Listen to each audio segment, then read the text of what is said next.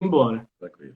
Então, boa noite. Prazer estar com você, Elias Vaz. Muito bom ter essa oportunidade de conversar com um candidato a prefeito, né? E eu estou em campanha também como candidato a vereador e eu conversei com muita gente durante a campanha, né? E como a gente é da mesma coligação, algumas pessoas faziam perguntas, né, sobre o candidato Elias Vaz, sobre as propostas, sobre quem é. E eu queria começar por aí, né? Muita gente o conhecia como cara das vans, depois como Verdade. vereador de Goiânia, depois agora como deputado federal. Mas queria que você falasse um pouco sobre você, né? Quem é o Elias Vaz e por que você resolveu se candidatar a prefeito em Goiânia? Professor Hugo, primeiro quero te agradecer pela oportunidade de a gente estar podendo ter essa conversa, você ter feito esse convite, né, e a gente poder estar aqui batendo esse papo. Primeiro é o seguinte, eu, assim, depois de 18 anos como vereador, né, e 2 anos como deputado federal, eu, assim, eu acumulei, acho que, muito conhecimento, né, eu tive, como vereador, eu sempre fui um vereador preocupado com as questões de Goiânia. E as principais polêmicas que passaram ali, eu sempre me inteirei, sempre participei.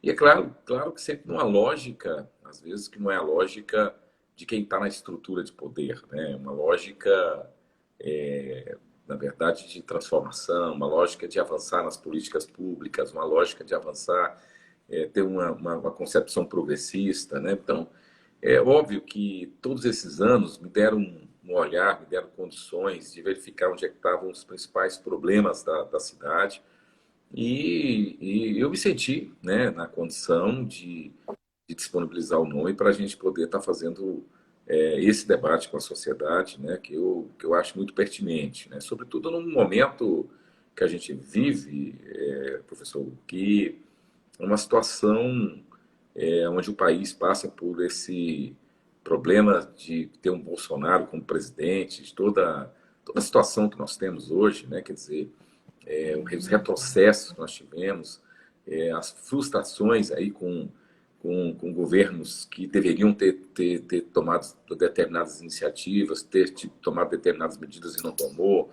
Então, sobretudo sobre toda essa realidade que a gente vive, aqui mesmo em Goiânia, né, a gente vê que foi a situação, né, das lutas dos trabalhadores, você mesmo esteve à frente de lutas importantes, né, os professores, e a gente sabe que acho que tem não só a necessidade, mas acho que tem um vácuo aí que a gente precisa ocupar, sobretudo porque existe uma situação que, se você não faz isso, é ocupado por concepções que não tem nada a ver com os interesses da população.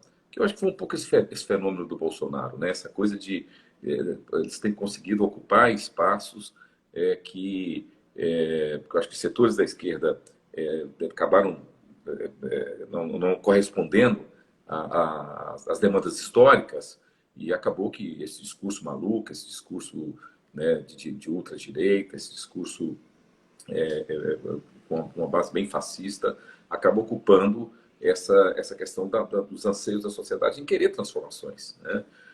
Então as pessoas veem que não está bom, querem transformações e infelizmente o que nós vimos foi na verdade uma situação que acabou, inclusive a ultradireita se apropriando de demandas de bandeiras históricas, né, que nós temos. Então, por isso que eu entendo que é um momento muito importante que a gente vive e é preciso a gente fazer esse diálogo com a sociedade. É possível, sim, a gente ter avanços, é possível a gente ter garantias democráticas, é possível a gente ter políticas públicas efetivamente construídas na nossa cidade.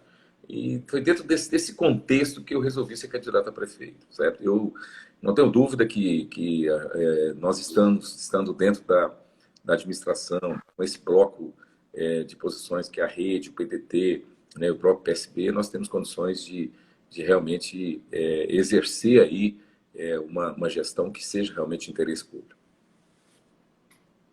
Certo. Então, assim, pelo que eu entendi, é uma política para tentar ocupar os espaços, né, com viés de transformação. E você falou aí que tem um amplo conhecimento de Goiânia, né, tendo atuado aí por tanto tempo. Assim, como candidato, a gente sempre fica preocupado em priorizar uma área ou outra, porque todas as áreas são importantes para o conjunto da sociedade, né? Mas para você hoje, qual que é o principal problema da cidade? Qual é o maior gargalo na cidade de Goiânia? Olha, professor, assim, eu acho difícil a gente hierarquizar isso, né? Tanto É assim, difícil. a gente sabe que hoje, porque a população ela acaba tendo momentos que tem questões que são mais agudas. Naturalmente que a questão mais aguda agora é a saúde, né? Que acaba esse problema da Covid, né? Que é um problema, uma pandemia dessa, ela acaba trazendo para o centro, né? Nós tivemos em outros momentos foi a questão da segurança. Mas, assim, eu entendo assim, que cada área tem sua emergência, sua urgência, né? A área da saúde, a gente precisa ter uma atenção especial.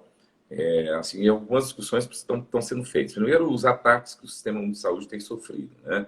O governo Bolsonaro tem dito aí que quer, né, já uma tentativa há 2 semanas atrás de privatizar a atenção básica do sistema de saúde, que é um grande absurdo, né? Depois eles recuaram pela repercussão, mas é um desejo do Paulo Guedes, é um desejo, a questão dos próprios investimentos, né, que tem, essa questão da vinculação constitucional, seja para a educação, seja para a saúde, que eles tentam tirar. Então, assim, tem debates muito importantes que a gente precisa fazer, e na questão mais específica da saúde em Goiânia, eu diria que tem duas questões que a gente precisa modificar, né? Primeiro, é que Goiânia tem uma inversão, né? Nós temos uma inversão, que a questão da atenção básica, ela é fundamental como instrumento de você ter a medicina de forma correta, que é a questão da prevenção. E a gente pode colocar alguns números como a gente verifica que em Goiânia está invertido, né? O próprio Ministério da Saúde estabelece que o normal é que as consultas da atenção básica correspondam a 67% das consultas efetivamente realizadas, né? Aqui, as consultas da atenção básica estão na ordem de 30%. Né? E aí, o que acontece? Por exemplo, a urgência e a emergência, que normalmente, pelos parâmetros do Ministério da Saúde, seria de 15%, está em 35%. Então, o que é o quadro? Como você tem pouca eficiência e pouca cobertura na atenção básica, ou seja, na prevenção, você acaba tendo um efeito que é sobrecarregando a urgência e a emergência, que é a medicina mais cara, que é a área da saúde mais cara. É aquela história. Você, quando trabalha com prevenção, você tem efetivamente um resultado do ponto de vista humano muito melhor e do ponto de vista financeiro também, né? Porque a saúde que você trata de um problema que já se agravou, ele é muito mais caro, né? Então, a primeira questão é, se a gente dá até alguns exemplos, por exemplo, com relação à questão da saúde da mulher, o exame Papa Nicolau, que na verdade trata sobre a questão a questão do câncer de colo de útero, né? Nós temos em torno de 25% apenas das mulheres que fazem esse exame em Goiânia. Isso nós colocamos, então, que 75% das mulheres não fazem. Só vão descobrir que tem esse problema depois que já está bem avançado. A questão da mamografia, que é a questão do câncer de mama, em torno de 23%, quase 80% das mulheres não fazem essa prevenção, né? Segundo os dados do Ministério da Saúde. Então, isso efetivamente sobrecarrega a urgência e a emergência. E outro problema que nós temos, né, é a questão de fila para tudo na saúde. Já temos fila de consultas, fila de exames, fila para cirurgias eletivas. Tem pessoas esperando uma cirurgia no joelho, cirurgia em alguma coisa, 5 anos, 4 anos. Então, efetivamente, essas coisas tendem a piorar, né, quando você também não faz no tempo adequado. Por isso que a gente tem defendido também a questão de metas concretas para a questão da saúde. Assim, eu estou colocando essa questão da saúde porque a questão da saúde hoje ela virou vamos chamar assim, uma fratura exposta, né? Em função da pandemia, em função da situação que nós estamos tendo hoje com relação à questão do coronavírus. Mas, assim, tem outras áreas que são importantes, o transporte, a questão da educação, né? Muitas questões. Entendi. É igual eu falei, é difícil a gente eleger o principal, né? Mas já ligando aí na questão da saúde, vou falar um pouco de servidor público, né? Que a gente sabe que falta profissionais de saúde, falta médicos. E nas escolas também a gente tem sofrido com falta de concurso para concurso público e tem muitos lugares que, infelizmente, a gente tem visto aí os servidores públicos sendo tratados como vilões, né? Sendo que a gente sabe que a grande parte da população, principalmente de baixa renda, necessita do serviço público. Sim, está falhando um pouco. Ah, vou aumentar o volume aqui e ver se tá melhor. É o seguinte, tá ouvindo? Eu estou ouvindo, mas A minha, tá o meu. assim, tendo um pouquinho alto. Tem hora que tá Ah, falhando. tá. Então, é em relação aos servidores públicos. Qual o seu olhar em relação aos servidores públicos? Que tem uma boa parcela da população hoje que enxerga como vilão. Como você acha que deve ser essa relação aí do executivo com os servidores públicos, em relação ao concurso público, a reforma administrativa? Professor, veja bem, vamos colocar aqui. Nós tivemos esse debate de forma bem profunda na reforma da Previdência. Né? Existe uma tentativa hoje de demonização dos servidores. Existe uma situação clara, como se o grande problema do país fosse os servidores públicos. Isso a gente vê em vários momentos. Né? A elite brasileira tenta, a grande imprensa, tenta colocar isso de uma forma assim, bem clara. Né? Na reforma da Previdência mesmo, tudo que se falava, olha, o país não cresce porque não tem a reforma da Previdência, o país não cresce porque tem privilégio demais, o que é uma grande mentira isso. Né? As categorias que foram mais atingidas com a reforma da Previdência são as categorias que ganham pouco. Isso é uma falácia. Né?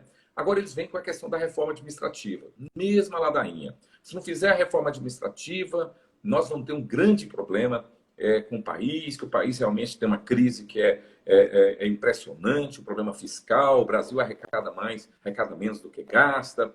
Eu acho interessante o seguinte, a gente tem que partir de algum pressuposto assim, para a gente não se perder nessa discussão. Primeiro, é verdade que o Brasil tem um problema fiscal. É verdade que o Brasil arrecada menos do que gasta.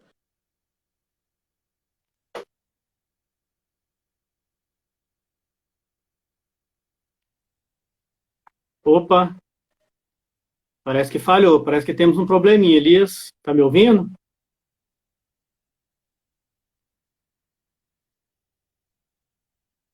A gente Oi? coloca na questão.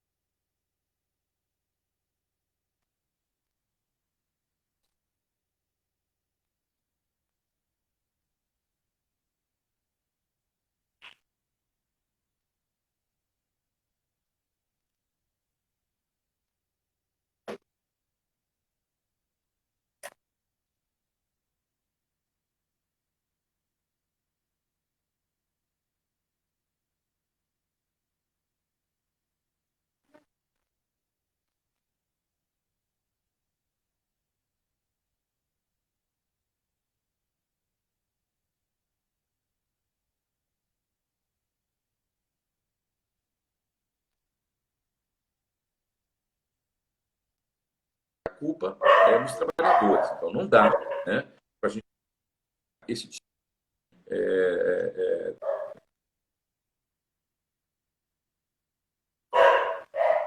Sou contra a reforma.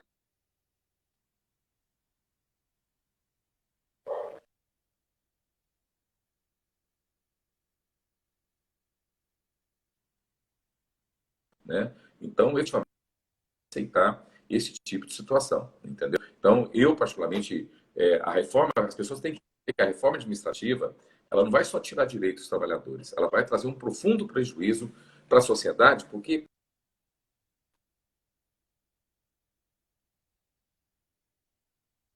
é demitido por causa disso.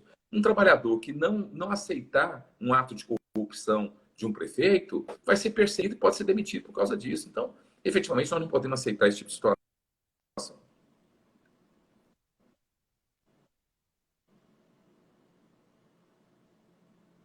Elias, tá me ouvindo? Professor, está conseguindo ouvir? Ah, tá. Não, deu uma falhinha aqui, mas agora já tá ouvindo. Estou Voltou. ouvindo.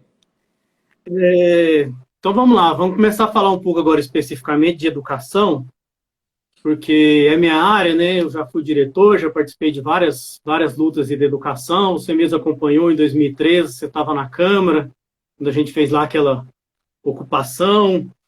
E eu sei bem de algumas demandas, e o pessoal mandou mais algumas demandas para a gente, né? Que professores não recebem piso, licenças que não são garantidas, estatuto do magistério que não é respeitado, os contratos não recebem regência, a falta de concurso público. Tem também o pessoal da limpeza, merendeiro, secretário, que são os administrativos, né, que não estão recebendo database. Quando recebe database é parcelada. E assim, um descaso total com a educação aqui na rede municipal de Goiânia.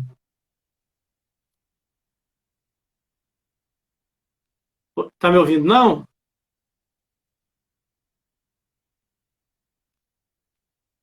Quer que feche e abre de novo a sua? Elias? Pessoal, probleminhas técnicos aí. Tá me ouvindo, Elias?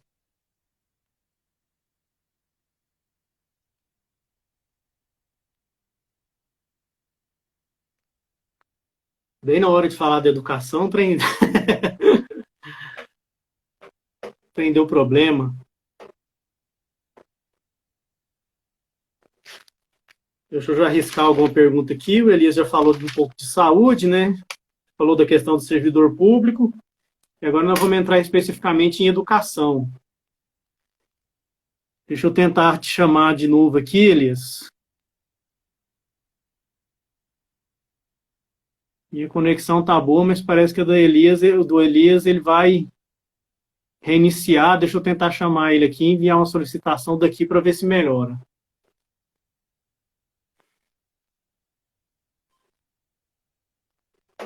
Eu estou chamando ele de novo, porque ele que me enviou, eu estou chamando agora para ver se melhora.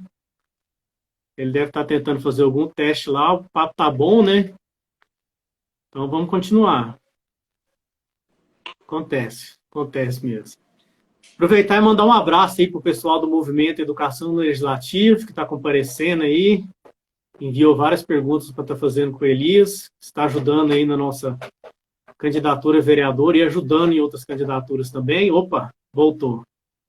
E Elias, será que agora vai? Firmou?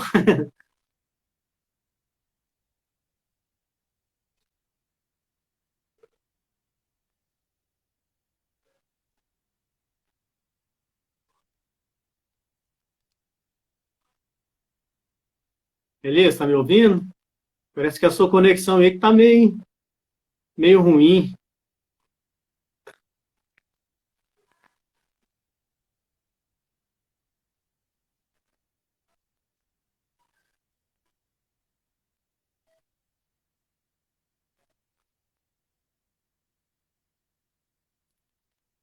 Vamos lá, pessoal. Enquanto isso, vou falando aqui das demandas da educação, né? Os administrativos, igual eu estava comentando, estão sem database. Para quem não sabe, aí o pessoal da merenda, da limpeza, secretários, estão tudo sem receber database. E quando recebem database, eles parcelam aí 1%, 0,5%, 2%. E deixa eu tentar aqui de novo.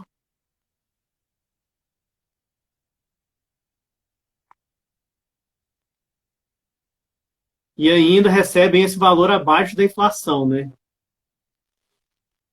Vamos ver se agora melhorou. Elias? Agora tá me ouvindo bem? Acho que agora parou de mostrar uma bolinha assim, fazendo leitura no seu chat. Acho que agora vai dar certo. Tá me ouvindo bem?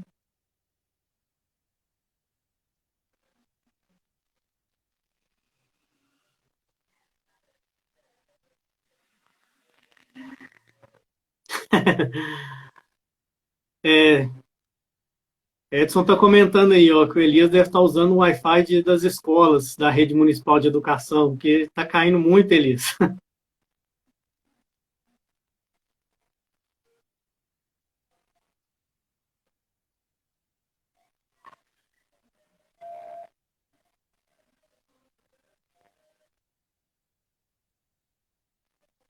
Vamos lá, vamos tentando. Tenho mais algumas perguntas aqui.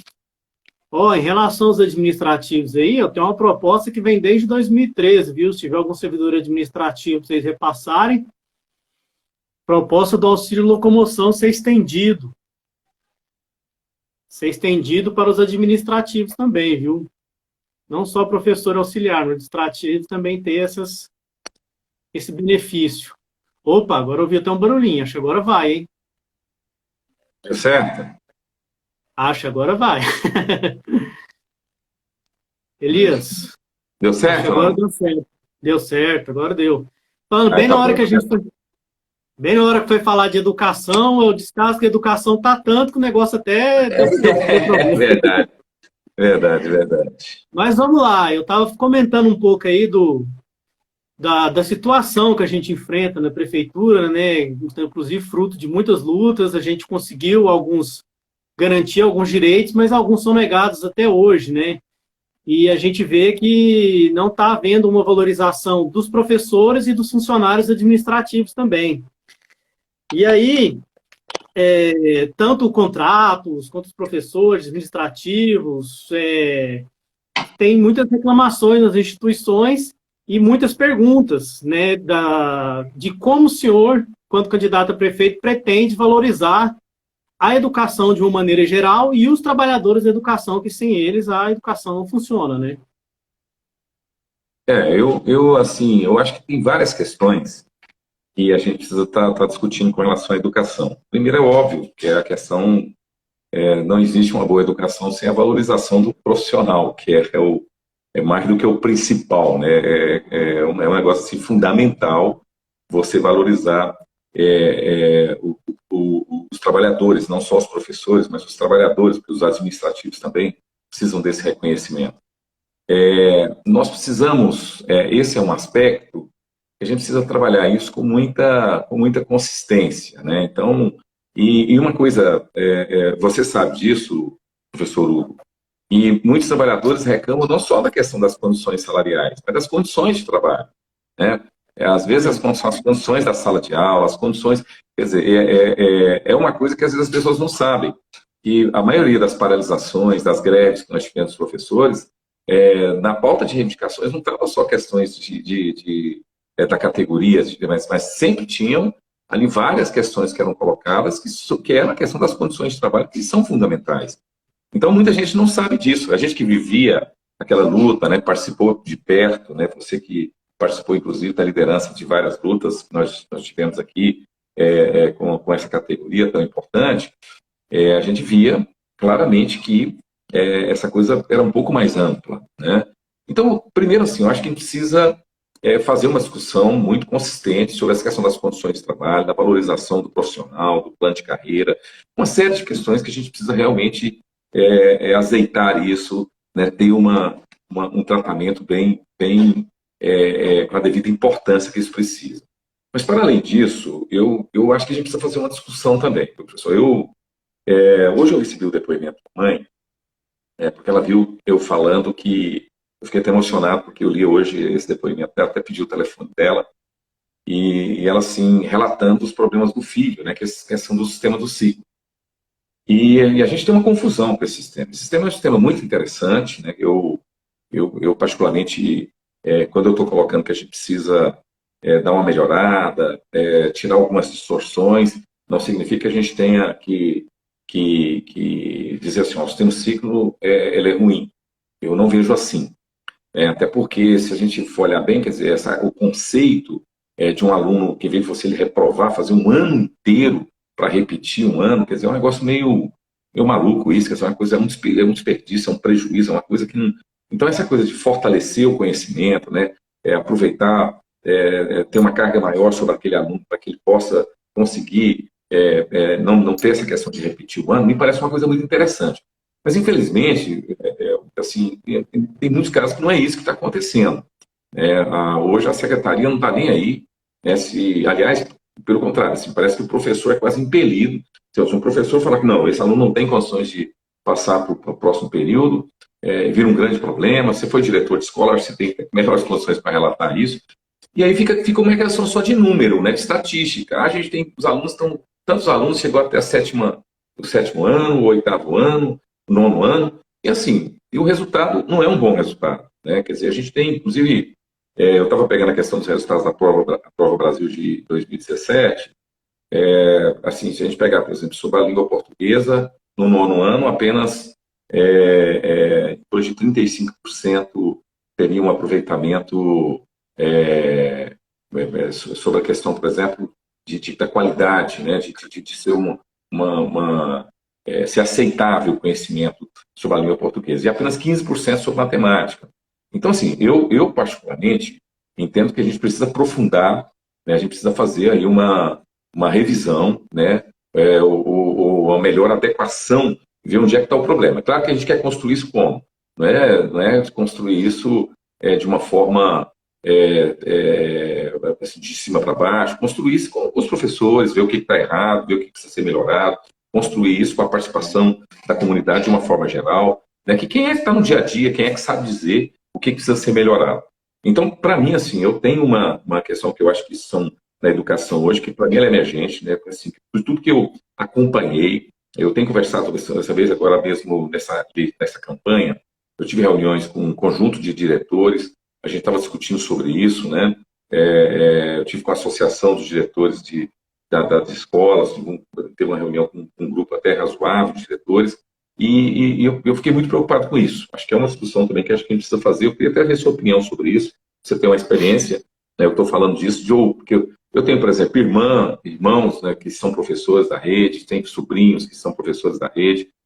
Então a gente conversa bastante sobre isso, né? As impressões e tal. Eu tenho muitos amigos, muitas pessoas que a gente sempre está conversando. Mas eu acho até importante ver seu depoimento sobre isso. O que você acha? Até porque você teve uma experiência de ser diretor de escola, ser professor. Então, o que você pensa disso? Então, é até uma pergunta que estava aqui na sequência para você, mas eu vou fazer um pouco do meu relato. A questão é que o sistema de ciclo, na verdade, ele nunca aconteceu em Goiânia. Porque ele prevê um número maior de professores, ele prevê um número maior de horário de estudo, de horário de planejamento. Então, muita gente acha que o sistema de ciclo se resume à aprovação automática. E é o que a secretaria prega, ela quer que aconteça de tudo quanto é jeito a aprovação, não interessa quais os critérios.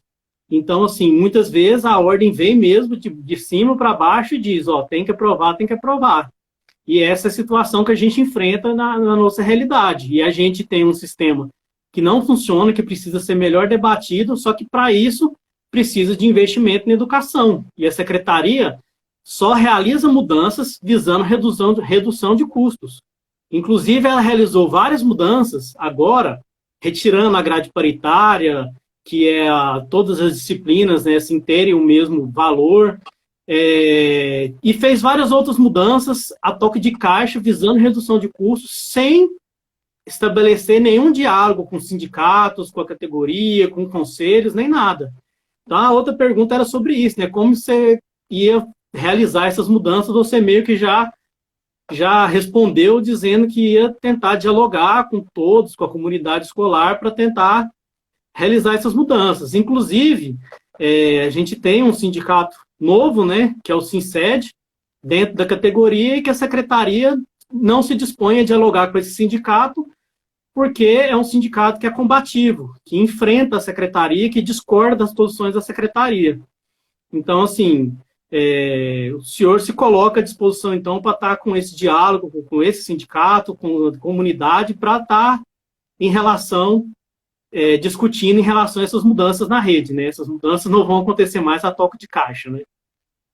Claro que não.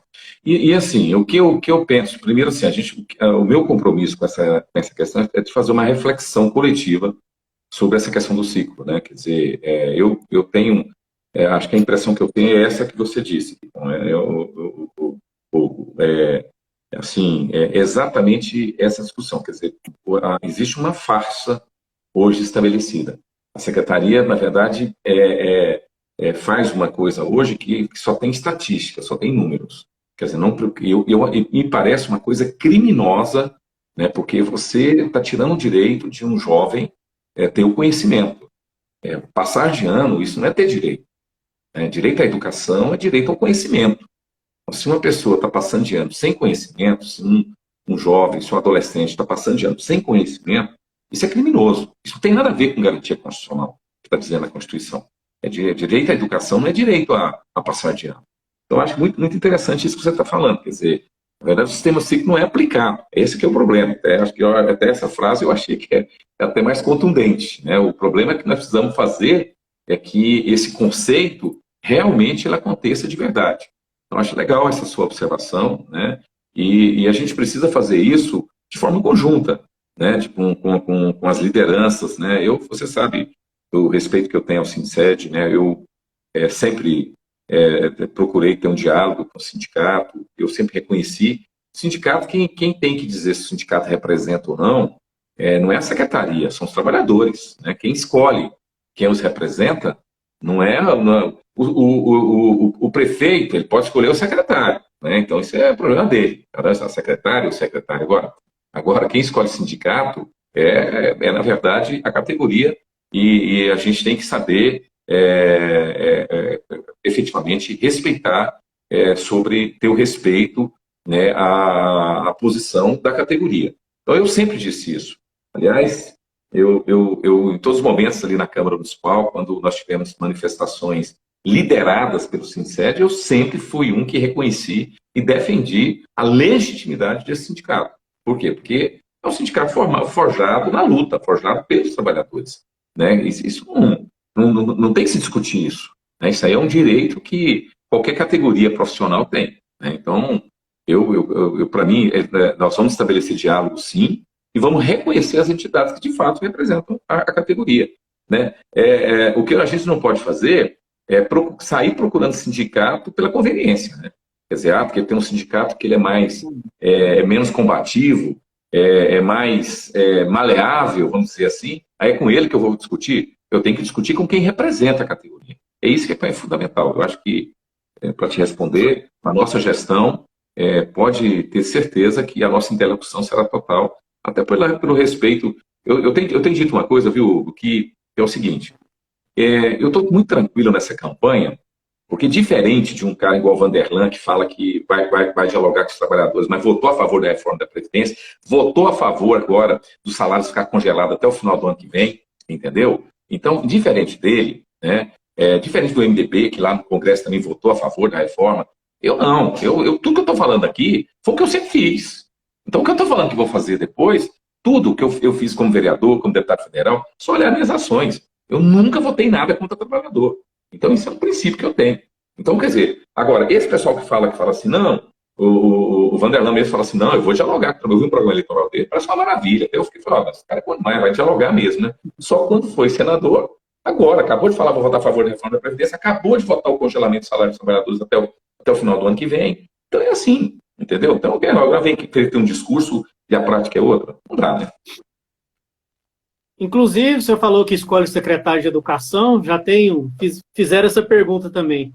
Qual que é o perfil? Já tem um secretário de educação? Vai manter o mesmo? Como é que é? Manter o mesmo de jeito nenhum, né? Não, a ideia de quem fez essa pergunta foi essa. Não. Essa questão é uma questão que a gente quer. Eu tenho dito o seguinte, tá? Existe um equívoco muito grande na formatação dessas estruturas públicas hoje. Nós temos dois problemas muito grandes, né? Quer dizer, primeiro, é aquela velha política do toma lá da cá. Cai um pouco na coisa, mas é isso mesmo. Isso aqui quem indica é uma força política tal, quem indica isso aqui, e sai loteando os cargos. E aí vem pessoas totalmente desqualificadas. Esse que é o problema. Vamos colocar o atual secretário. Com todo respeito, tudo. O que se fala é que ele tentou ser secretário em Aparecida, o pessoal não quis. Aí veio para Goiânia e o Willis aceitou ele.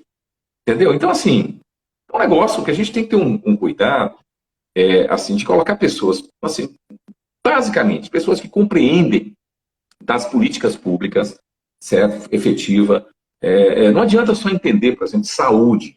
Tem que entender do SUS. Tem que entender como é que funciona. Né? E uma pessoa honesta. Tem que ser competente e ser honesto. Básico isso. Né? E saber que gerir coisa pública não é gerir patrimônio privado. A gente tem que saber dialogar, tem que saber construir junto. Né? Porque uma empresa, ela funciona de uma forma, tem uma natureza muito diferente da gestão pública. Né? A gestão pública ela tem que ter uma questão de você ter que envolver o funcionalismo, é uma questão que você trabalha muito com mais questões democráticas, né? Então é importante. Isso não quer dizer que cada um vai fazer o que quiser. As pessoas às vezes pensam assim, não é isso, né? Quer dizer que a gente vai compartilhar responsabilidades. Quer dizer que a gente vai trazer a categoria para tomar decisões conjuntas, porque decisões que são conjuntas, elas têm comprometimento. É diferente daquilo que vem, aquelas coisas malucas, né? E muitas vezes eu fico assim, analisando. Agora mesmo eu estava vendo uma reclamação que tiraram aquela questão que tinha o diretor e tinha você tem o secretário de turno, o secretário pedagógico, mas tirou o secretário, que cumpria a função pedagógica, não é isso? Né? Tinha um diretor, não é isso? Não, na rede municipal eles tiraram agora na época tiraram as dobras, né? Mas não, tirou também, eu falando naquela questão secretário-geral, onde não tem secretário-geral, e no CEMEIS. Tiraram o secretário-geral, né? Não, o CEMEIS não tem secretário-geral. Agora, nas escolas, continua tendo secretário-geral. Às vezes, isso aí foi na rede estadual, não sei. Tá. Não, mas o pessoal tem reclamado que não tem o responsável para a questão pedagógica. O que aconteceu? Essas atribuições que eu achei até positivo, passou a questão da merenda, uma série de questões, passou a questão, algumas questões administrativas para hoje o diretor resolver, essas atribuições. Aí o diretor fica com essa atribuição, eles estão dizendo que precisava ter alguém responsável pela questão pedagógica. Né? Então, eles estão reclamando disso. Eu tive uma reunião com o pessoal que eles reclamaram disso, né? Que eles não estão tendo essa questão assim, está sobrecarregando na questão administrativa. Acho interessante essa visão de descentralização, mas é claro que o pessoal está tendo muita dificuldade, estão reclamando qualquer coisa, o Ministério Público está errado, tal, compra a merenda de um jeito, entendeu? Então, como é que faz, tal? Então, assim, tem uma reclamação que eles estão sobrecarregados com a questão administrativa e não está sobrando tempo para cuidar da questão pedagógica. Então, assim, não era o caso de ter uma figura que seja, assim, dentro da estrutura da escola, assim, que seja a responsável pela questão pedagógica. Eles reclamaram disso, né? Uma coisa que talvez você tenha condições de opinar mais do que eu, foi uma reunião que eu fiz com os diretores, eles colocaram isso, mas eu acho interessante você também quer se manifestar sobre isso, que com certeza você tem mais conhecimento sobre esse fato do que eu. O diretor de Goiânia não tinha... Eu acho que você deve estar falando de um conselheiro da merenda que tinha na rede estadual, se não me engano, mas eu não estou muito certo, não. Agora, o diretor em Goiânia, eu sei que é sobrecarregado de funções burocráticas e administrativas e não tem tempo para cuidar do pedagógico, infelizmente. Eu mesmo entrei louco para trabalhar no contato ali com os coordenadores, trabalhar com a questão pedagógica, e o tempo era só para prestação de contas, para mexer com verba, para serviços burocráticos e para receber várias ordens que viu da secretaria e que às vezes não dava nem para cumprir, né? Ou seja, eu não cumpria porque eu não concordava com ordens ilegais. Ou seja, não sobra tempo para educar, né?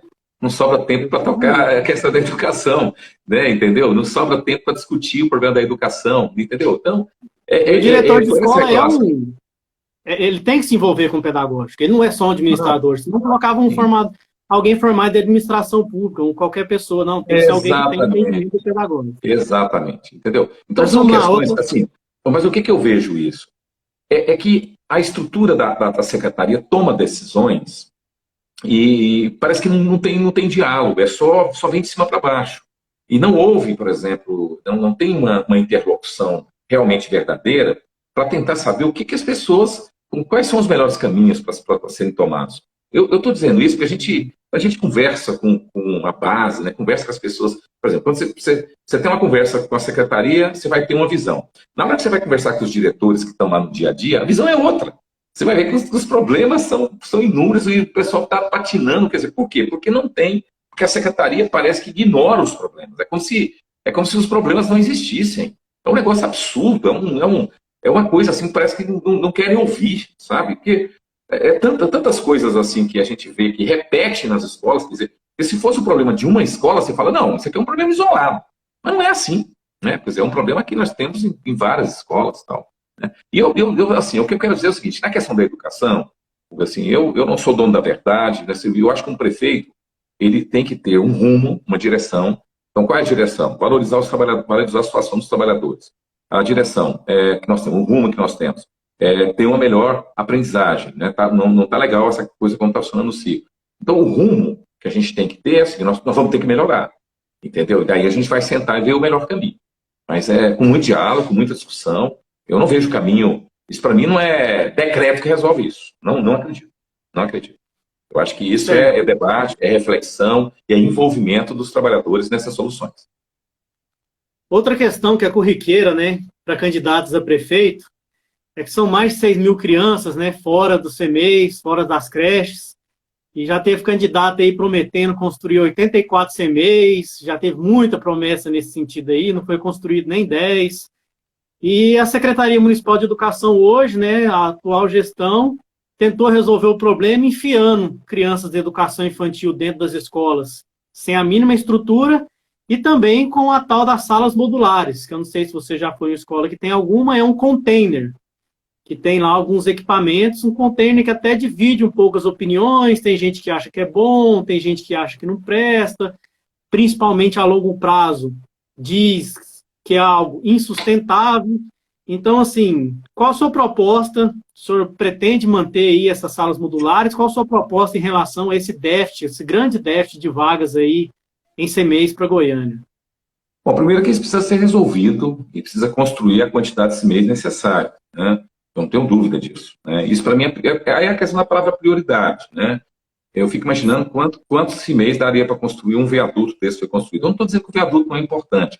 É uma questão da palavra prioridade, eu repito, né? Porque às vezes quando a gente compara as coisas, as pessoas ficam pensando que a gente é contra, por exemplo, deixar de fazer um viaduto, deixar de fazer uma obra importante. Não, as obras são importantes. Não é disso que nós estamos falando. Nós estamos falando que o que a gente faz primeiro. O que é prioridade? Para a gente deixar uma criança fora da sala de aula, por exemplo, porque primeiro que isso é obrigação constitucional. Então vamos começar por aí. Então primeiro eu tenho que cumprir a minha obrigação constitucional. Agora, construir um viaduto é uma obrigação constitucional? Não é. É importante, mas não é. Então primeiro a gente tem que saber fazer isso. Segundo, nós temos que verificar. Eu tive uma acesso a um estudo muito interessante, assim, aqui, segundo o IBGE, nós estamos tendo em Goiânia um fenômeno interessante. Ano a ano, nós estamos tendo uma redução do número de crianças. Então, se você pega, por exemplo, criança que tem 1 ano de idade, criança que tem 2 anos, criança que tem 3 anos, criança que tem 4, tem 5, você vai ver assim, a criança que tem 5, vamos supor, nós temos 20 mil crianças, quando a criança que dá 1 ano, nós temos 17 mil, por exemplo, entendeu? Então, nós estamos tendo uma redução. Isso é uma questão normal. Quer dizer, hoje, inclusive, Goiânia está com uma tendência de aumentar a quantidade de idosos e diminuir a quantidade de crianças, né? Isso é um fenômeno que acontece em função das famílias hoje estão tendo opções de ter um número mais reduzido de filhos, né? Isso vai impactando, né? Vai tendo uma certa acomodação. Eu tive acesso aos dados do IBGE, que eu achei muito interessante. Então, a gente tem que ter só um cuidado de construir uma quantidade de escolas, de CMEs, que seja algo que está dentro da projeção, para a gente depois também não ter uma questão de ocioso.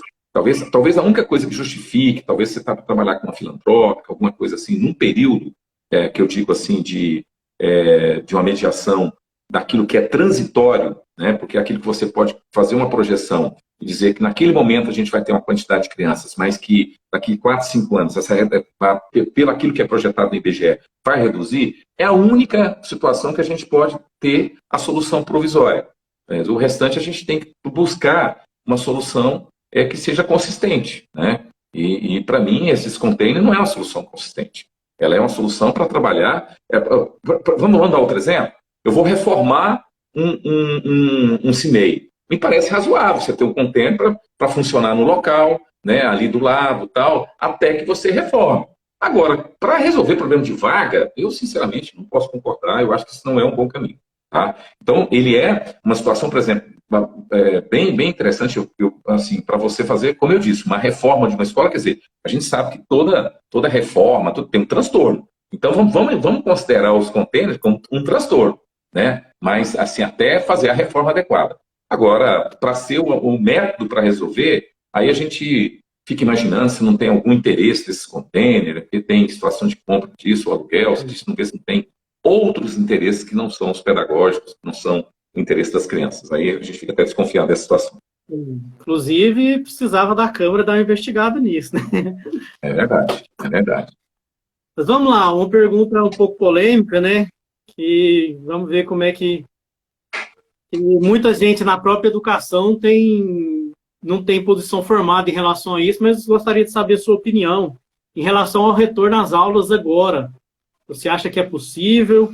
E como você acha que deve acontecer o retorno no pós-pandemia, né? Que o senhor ganhando vai pegar também o período pós-pandemia. Se é com reforço, se é com maior carga horária, como é que é? Hugo, eu, primeiro assim, qualquer solução que seja tem que ser uma solução técnica, né? Eu penso que um prefeito ou um governador, ele não pode ir no achômetro, ele tem que ter, tá bem respaldado tecnicamente, por isso, novamente, eu digo que é preciso ter o diálogo, é preciso trazer todo mundo à mesa, é preciso a gente encontrar caminhos. Porque eu penso que num momento como esse, todo mundo tem um interesse só. É o melhor caminho, é trilhar o melhor caminho. Porque qual que é o melhor caminho? Na verdade, você combinar a segurança de sanitária com uma questão da necessidade pedagógica. Então, é isso que a gente precisa, né? Então, não dá para você absolutizar um aspecto desse. Então, é claro, a gente olha assim, o desejo de todo mundo é que não haja prejuízo na questão educacional, né? É claro, isso é um desejo de todo mundo. Agora, o mundo inteiro está discutindo isso, né? Eu lembro que quando fizeram uma pesquisa num país, foi a Espanha, eu acho que 70% dos pais falaram, meus filhos não voltam, entendeu? Não adianta, quer dizer, o pessoal vai voltar, mas os pais falam, eu não volto, meus filhos não voltam, eu prefiro perdoar, mas não volto, entendeu? Por quê? Porque é muito simples, é a questão de você, quando você olha para o seu filho, para sua filha, o mais importante para você é a vida deles, é a saúde deles. Todo o resto pode ser importante, a educação é muito importante, é uma questão que você colocar ele em risco. Então, tanto é, a gente viu hoje, está no Jornal Popular, eu estou dizendo isso, as escolas particulares foram, inclusive, foram liberadas para voltar, eles estavam reivindicando para voltar, e foi uma decepção. Quem tentou voltar não está conseguindo. Entendeu? Hoje mesmo, saiu uma matéria no Popular, eu estou falando das escolas particulares, estão dizendo que os pais não estão aceitando. Então, não adianta você querer colocar assim, uma questão sem um devido debate, sem um devido esclarecimento, sem uma devida discussão. Então, a primeira questão é essa. Eu acho que voltar por voltar, eu acho que assim, a gente tem que tomar muito cuidado com isso. Agora, o problema ainda não terminou, né? Porque também, assim, esse problema aí é uma outra questão, revelou o fosso que a gente tem, o abismo da desigualdade social, né? Enquanto as escolas particulares, que têm a classe média estudando, tal, teve acesso à internet, pôde fazer, os alunos têm estrutura em casa para conseguir ter uma boa internet, ter um bom computador, conseguir ter aula, isso não é a realidade da maioria dos alunos da rede pública, né? Nós tivemos esse problema na Universidade Federal, por exemplo, mesmo na Universidade Federal, nós tivemos esse problema. Quer dizer, que foi isso, que demonstrou claramente que o aluno não tinha condição de participar de aula virtual. Então, é muito complicado isso, né? Então, isso demonstrou que, assim, nós temos uma situação que nós não estamos preparados para um tipo de realidade como esse, né? Quer dizer, quem tem um poder aquisitivo maior conseguiu se adequar a isso. Agora, a maioria da população, principalmente a que necessita da educação pública, não é a mesma coisa. Então, eu particularmente, assim, é uma decisão que eu particularmente, eu acho que ela tinha que ser coletiva. Não dá para o prefeito tomar uma decisão dessa, tinha que trazer todos os agentes, colocar à mesa os representantes dos professores, colocar à mesa representantes dos pais, colocar à mesa o laudo técnico, né? E aí a gente discutir as soluções, entendeu? Lá o técnico da saúde, para a gente poder ver qual parâmetro. O ano que vem é algo parecido, tá? Eu não sei quando é que vai sair essa vacina, porque cada hora a gente ouve uma história, tem gente que fala que é em abril, tem gente que fala que em fevereiro tem, mas eu acho que a gente vai ter que saber ter uma certa paciência com esse momento, que é um momento atípico, e eu penso assim, que se a gente pelo menos tiver um esforço de não ter aquela posição da terra é plana, né, que essas coisas que o Bolsonaro, por exemplo, tem, que essas maluquices de negar a ciência, né, essas coisas malucas, né, a gente tem que ter, quer dizer, uma questão científica, uma questão baseada em relatórios técnicos, e tomar uma decisão democrática, tomar uma decisão com participação, porque eu acho que não vai ser uma decisão fácil. Não é uma decisão fácil. É uma decisão que a gente vai ter que ser... Essa aí nós vamos ter que compartilhar a responsabilidade com os trabalhadores.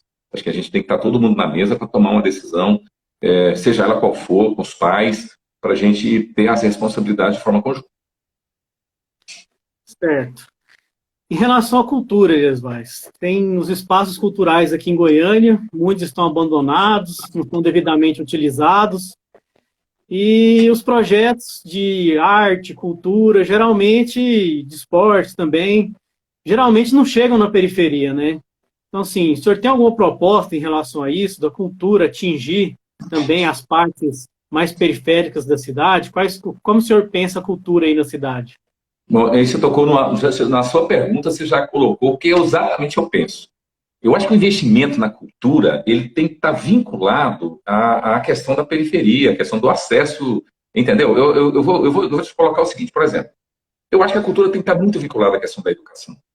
A gente tem que, por exemplo, a gente vai ter incentivo à cultura, tem que ter incentivo à cultura na área de teatro, na área de música, e vamos explorar isso, o resultado disso nas escolas, entendeu? Vamos levar isso para as escolas.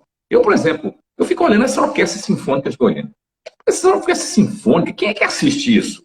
Só a elite? Essa orquestra sinfônica tem que apresentar lá nas escolas, inclusive para as crianças criarem uma oportunidade de ter contato com a música clássica, por exemplo, entendeu? Então, eu tô só dando esse exemplo, mas eu entendo que é fundamental que a cultura tenha um vínculo com uma questão de oportunidade. Porque a elite, ela vai a São Paulo, vai no teatro, então ela consegue ter acesso a essas questões. E aqui, muitas vezes, a gente tem um vício de querer, quer dizer, um incentivo à cultura para um círculo muito fechado. Então, eu, particularmente, assim, penso que a questão fundamental, primeiro, o incentivo à cultura é importante. O teatro, a música, né, a pintura. Agora, ela é importante, na minha opinião, se a gente criar um laço dela, criar uma relação dela com a questão das escolas. Que eu acho que é uma... Eu fico pensando assim, eu estudei na escola técnica, né, federal. E eu, quando entrei na escola técnica federal, né, antiga escola técnica, né, entrei com 14 anos, né? Então, quando eu entrei na escola técnica, eu nunca tinha visto uma orquestra tocar, nunca tinha visto um coral cantar, eu nunca tinha visto, eu não tive acesso a esse tipo de coisa. E lá eu tive não só a oportunidade de ver, como tive a oportunidade de participar. Não era um cantor bom nem nada, mas eu participei do coral, mas aquilo ali eu me apaixonei por aquelas coisas, apaixonei, sabe? Daí eu me apaixonei por música clássica, me apaixonei, assim.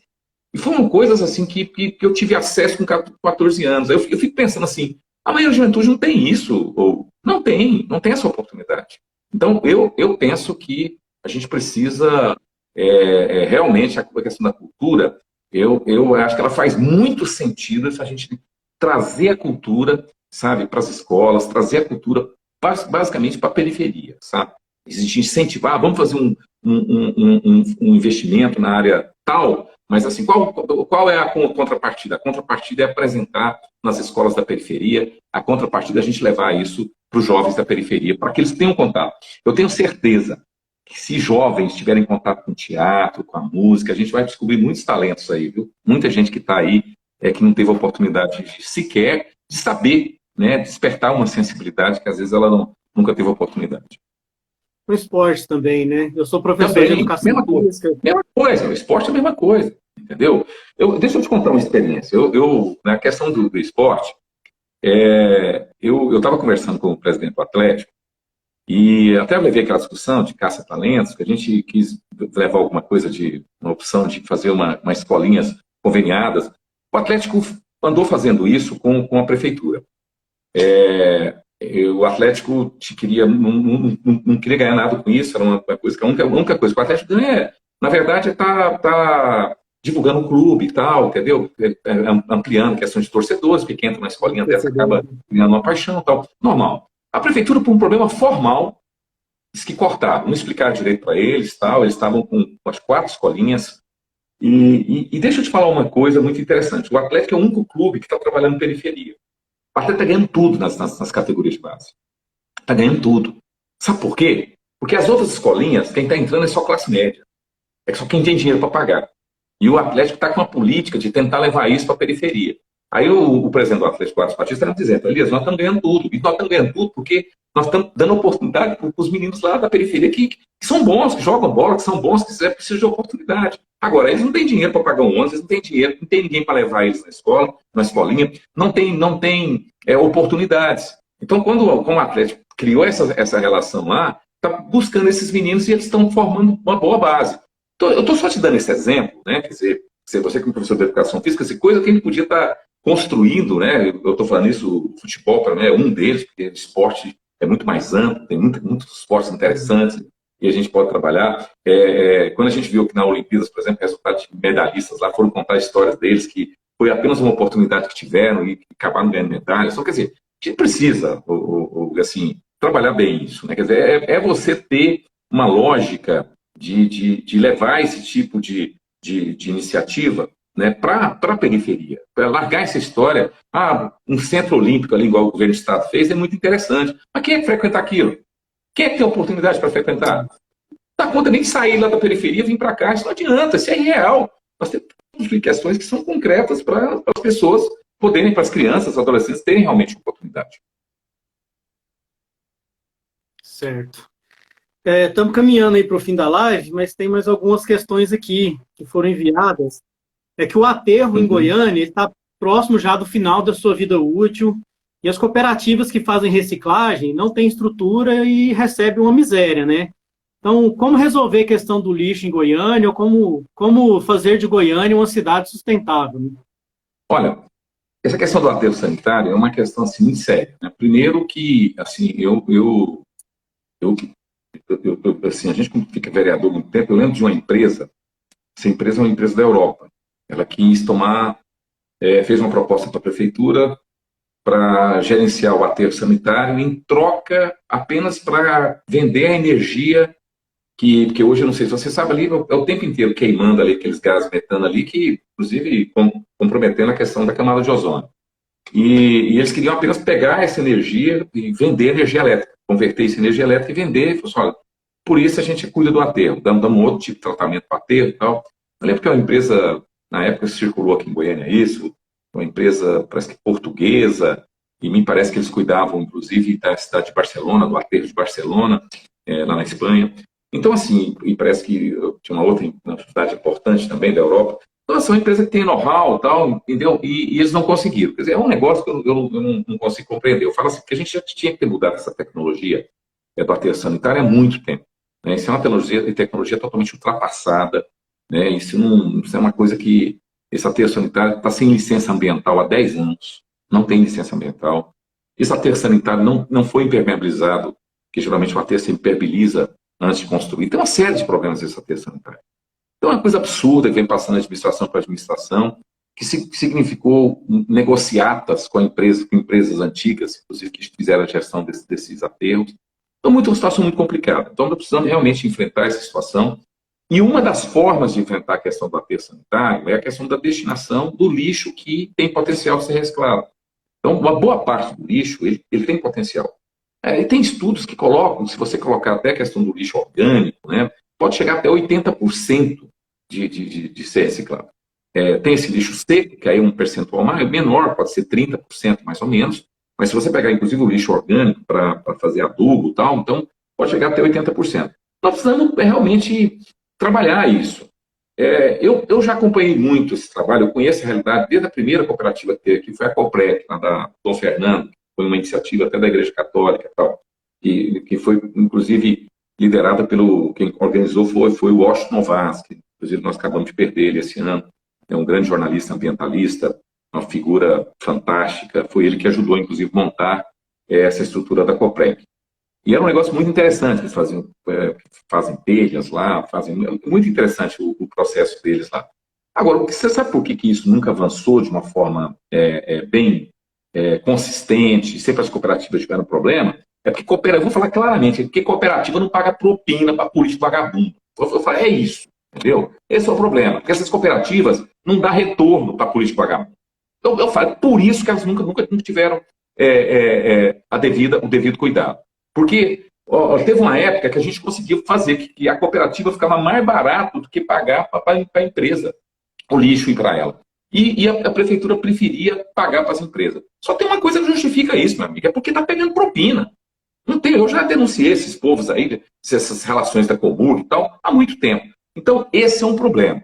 Então, assim, a gente precisa realmente dar um tratamento, porque a questão das cooperativas, ela é um problema que você tem que ter uma visão do resultado que você tem efetivo para a sociedade com isso. Né? Você tem um resultado que é um resultado fantástico, que a verdadeira... Porque as pessoas falam muito assim, é preciso gerar emprego e renda.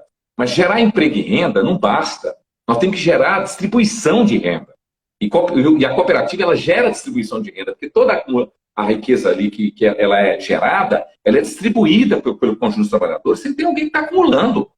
Né? Porque é aquela história, não basta, a nossa sociedade, Goiânia tem um IDH baixíssimo, então, Goiânia tem um dos piores IDHs do mundo. Quer dizer, aqui a desigualdade social é um negócio absurdo.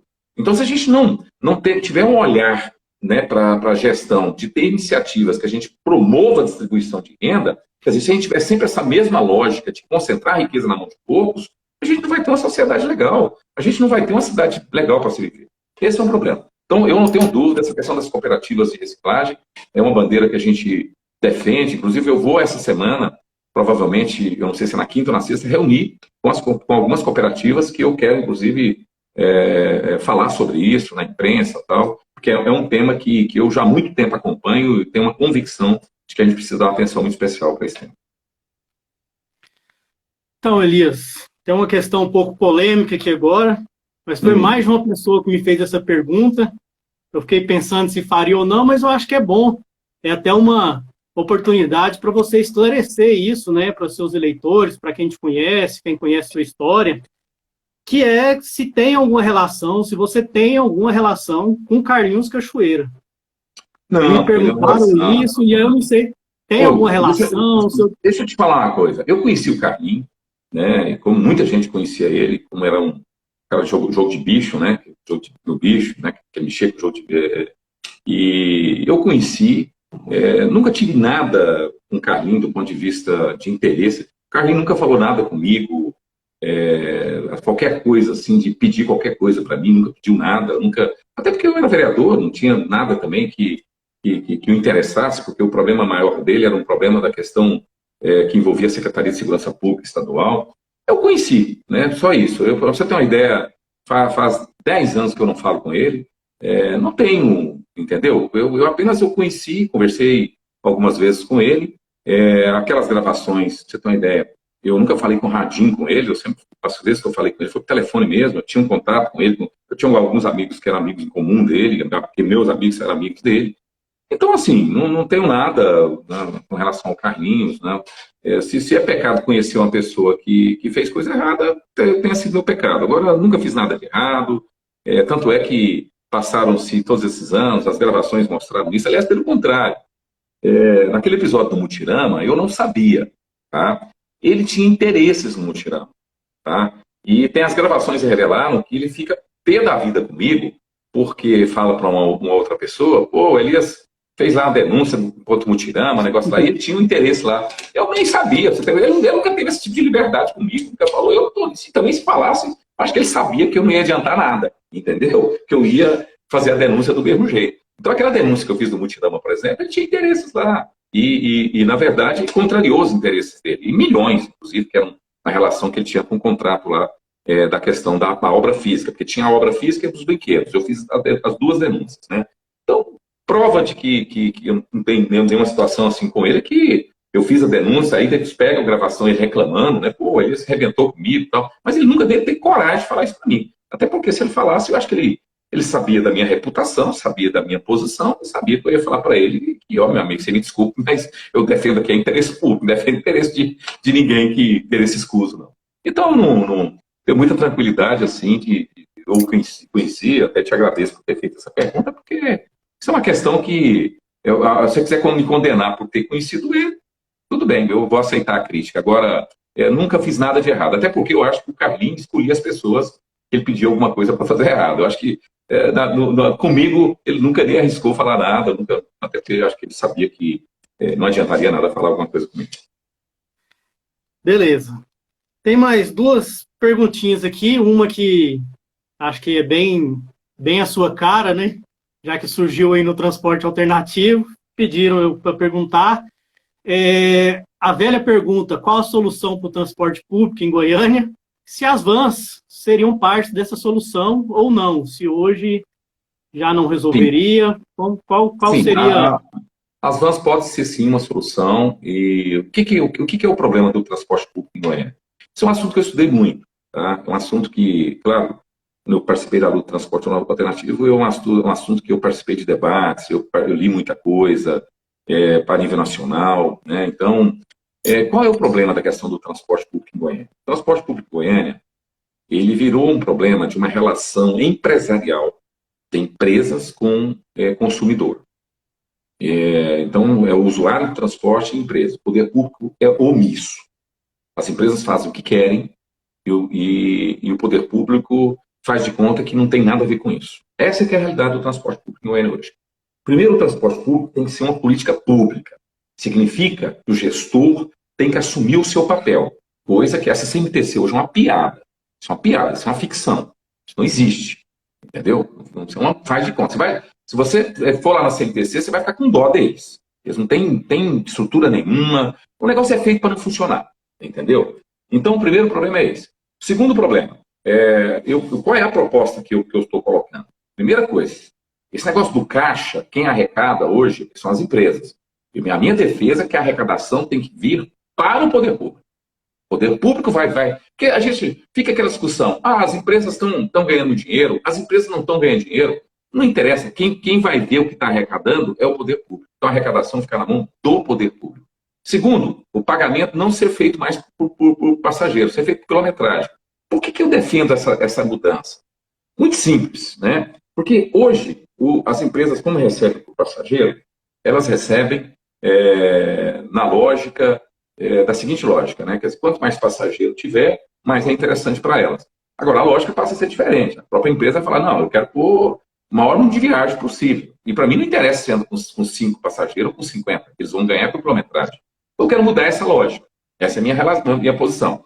Né? Aí você fala, as empresas que não aceitarem isso, né, esse contrato, gente, sai fora. Entendeu? Para mim, não aceita. Porque aqui nós temos que prevalecer o interesse público. Tem que largar esse negócio. Aqui o mais importante, gente, é o serviço que vai ser prestado. Eu teve uma vez, num debate, uma pessoa virou e falou assim, olha, o importante num transporte público não é nem quem opera, é como opera.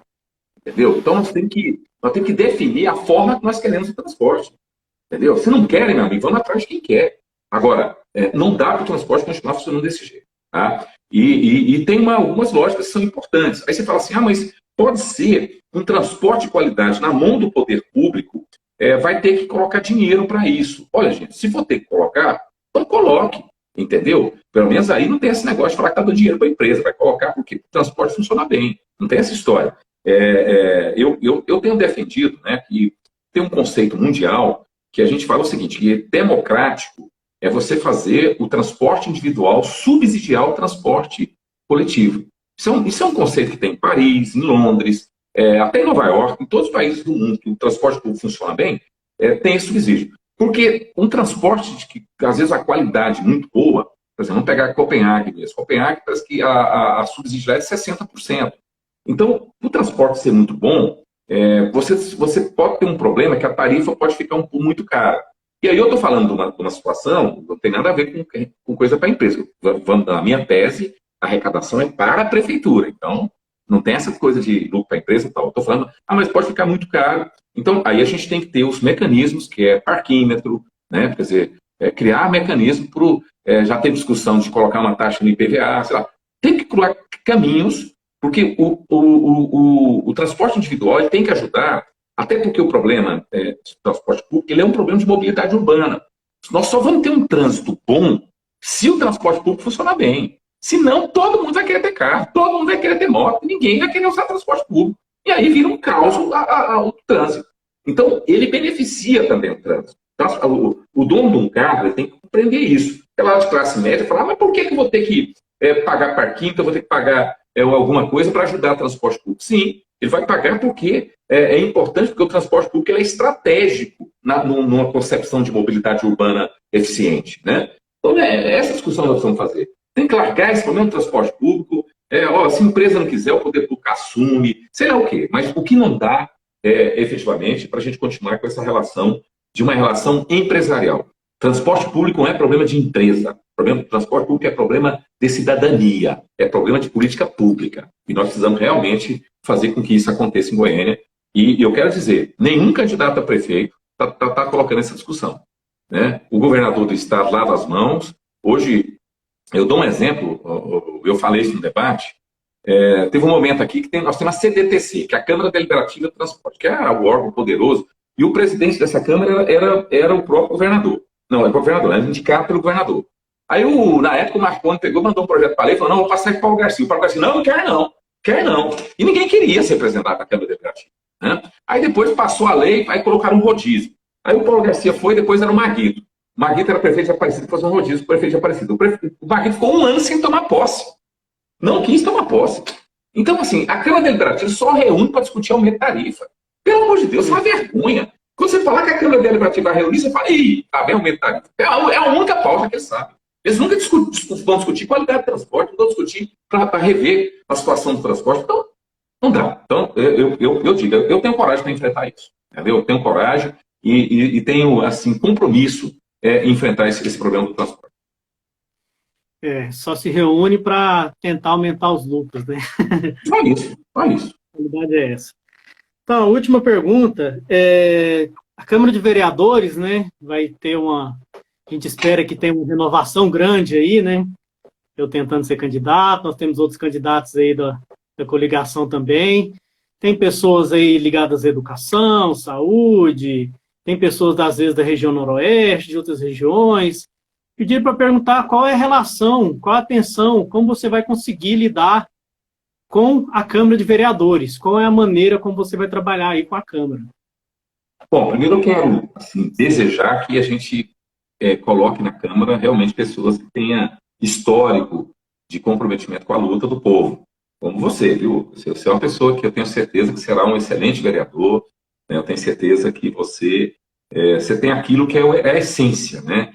É o interesse público. Você vai sempre olhar as coisas assim, da seguinte forma, é bom para o povo, tem meu apoio. É ruim, eu sou contra. Você sempre vai fazer dessa forma. Então, eu acho que eu não tenho dúvida, quero dizer aqui, né, do meu testemunho, que eu acompanhei sua luta, né, você é uma pessoa que está mais do que preparada. Eu tenho certeza que você vai dignificar cada voto que você tiver. Então, tenho certeza que você será um excelente vereador.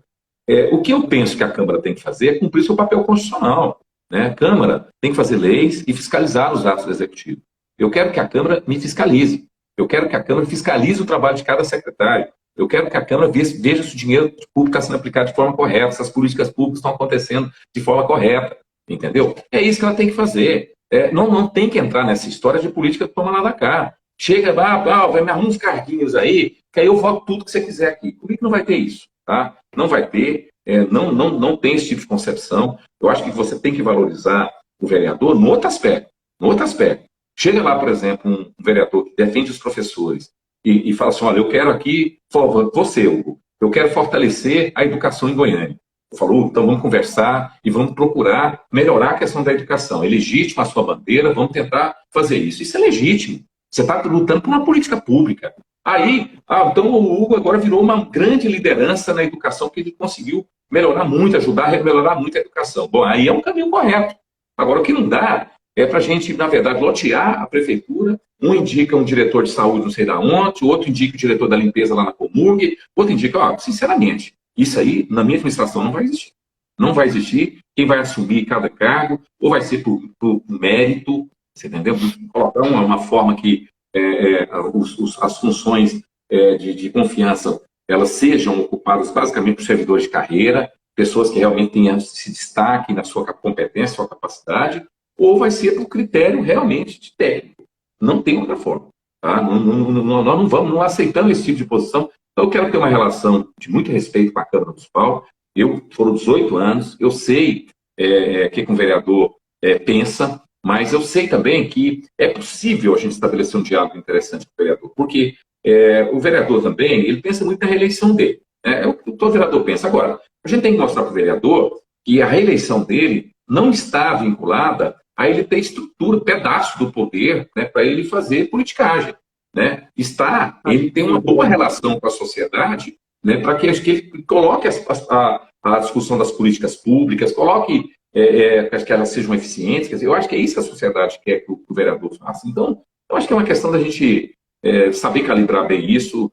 eu não vou ter dificuldade em me lidar com a Câmara, não. Agora, eu não vou reproduzir a política do Toma lá da cá, isso eu não faria nunca, até porque, como vereador, eu nunca fiz. Né? Eu sempre fui um vereador independente, sempre fui um vereador de oposição em todas as administrações.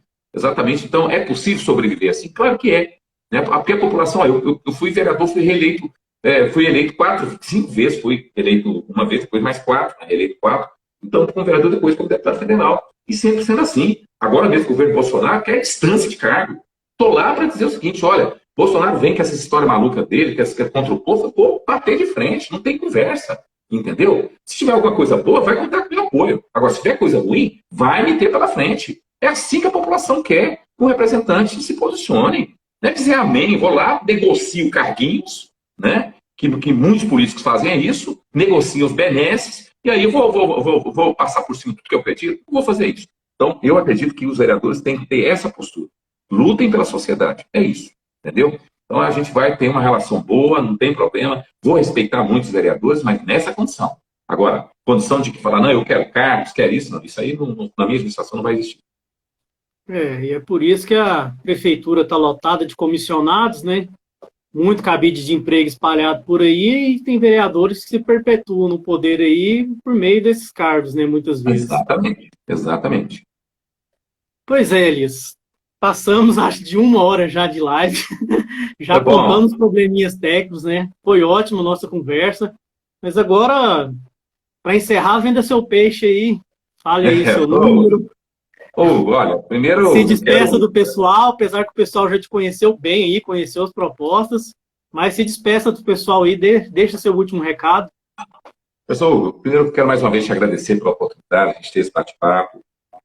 Dizer que eu desejo aí do fundo do coração que você tenha um êxito no domingo, né, que pela sua trajetória, pela sua luta, você que já tem o tempero, né, de ter passado aí por lutas bem profundas dos trabalhadores, em particular dos professores. Eu sou testemunho disso, sempre gosto de falar isso, né, que a gente acompanhava ali, né, a luta do Sinced, você sempre foi uma liderança expressiva desses movimentos. E eu quero desejar, né, que você tenha êxito e também quero aqui pedir o voto, né, para prefeito. Eu estou até falando o seguinte, a gente está tendo muita pesquisa, né, e eu tenho dito que esse problema de pesquisa virou um problema crônico, né, que primeiro, tudo quanto é pesquisa, a gente vai conversar, no meio político, fala, não, essa aí é ligada ao MDB, ao Caiado. Aí vai, sabe? É impressionante. Tem as pesquisas de estimação. Né? É o que eu falo, quem paga fica na frente. É um negócio doido. Tanto é que nós tivemos uma operação agora do Ministério Público, descobriu um instituto que teve problema em 191 municípios. Né? Até hoje saiu matéria na Isto É falando sobre isso. Goiás tem um problema sério com fraude de pesquisa. Então, é óbvio isso, né? Então a gente vê claramente que eles escolhem, né, quem é que vai, quem é que está ali, quem tem que ficar lá embaixo, porque aí você fica assim, eu queria votar no fulano, mas eu não vou votar não porque ele está lá embaixo. Então, é para gerar esse tipo de coisa mesmo, gerar esse tipo de confusão. Eles escolhem, né, tem esse tipo de posição, né, então as pessoas não devem confiar nisso, até porque isso é para manipular mesmo, isso é para tentar induzir as pessoas a chamar, a ter o voto útil, né. Eu particularmente, assim, eu queria só colocar uma palavra final aqui, dizer o seguinte, eu estou fazendo uma campanha, né, tentando apresentar propostas, o que eu tenho dito, pessoal, assim, eu tenho uma tranquilidade, tudo que eu falo, né, eu tenho coerência com a minha vida. Quando eu digo assim, que olha, eu vou valorizar o funcionalismo público, foi o que eu fiz a minha vida inteira como parlamentar. Eu disse, diferente do Vanderlan, que acabou de votar contra o trabalhador, agora vem dizer que vai valorizar o trabalhador.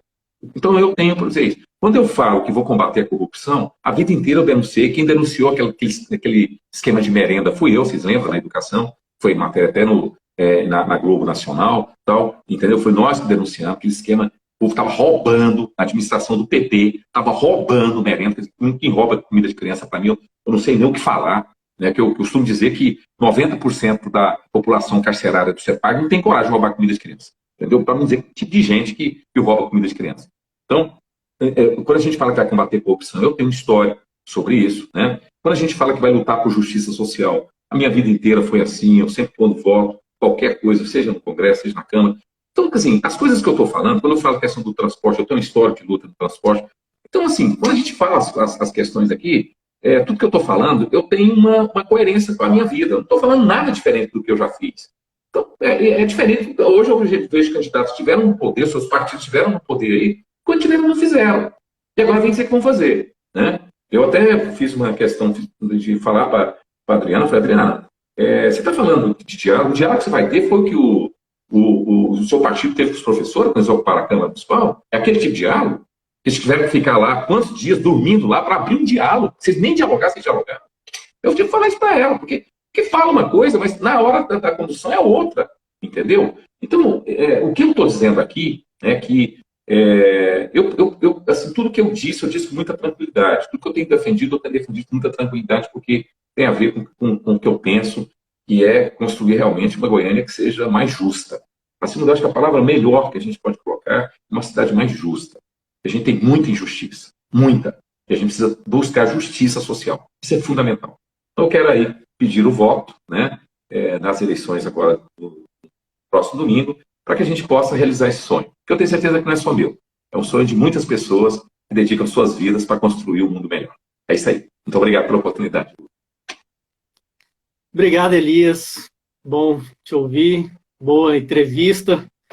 Era para ser um bate-papo, mas foram tantas perguntas, tantas questões que virou uma entrevista mesmo. E foi Tranquilo. bom que a gente pôde te ouvir bastante, entender aí a sua visão política, suas propostas e para melhorar a visão aí do eleitorado em relação ao dia 15, né? A gente espera ter oportunidade de fazer outras lives. E obrigado aí, que tenha boa sorte. E dia 15 vamos esperar para ver o que vai dar, né? Eu também estou muito esperançoso, continuo firme na minha campanha, no meu 1800. Beleza. Boa Vamos sorte. juntos. Boa noite, Elias. Brigadão aí pelo bate-papo. Boa noite, Até mais. amigo. Obrigado.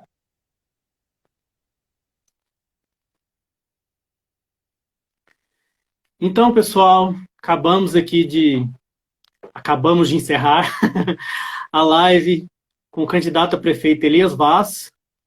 Né? Meu nome é Hugo Rincon, sou candidato a vereador pelo partido Rede Sustentabilidade. E algumas perguntas eu até fiz linkadas com algumas de minhas propostas, né, que eu tenho para a Câmara Municipal, mas recebi também muitas perguntas e agradeço aos trabalhadores da educação, trabalhadores e trabalhadoras que enviaram perguntas, e ao Movimento Educação Legislativo, que também enviou perguntas e vem apoiando aí a nossa candidatura. Boa noite para vocês. A live vai ficar disponível. Eu vou disponibilizar o link depois para que vocês possam também compartilhar. E foi minha primeira live. Desculpa qualquer coisa. Desculpa os problemas técnicos que nós tivemos. E vamos juntos. Dia 15, 1800. Vai sair ao contrário aí, mas está fácil. Hugo Rincon. Até mais.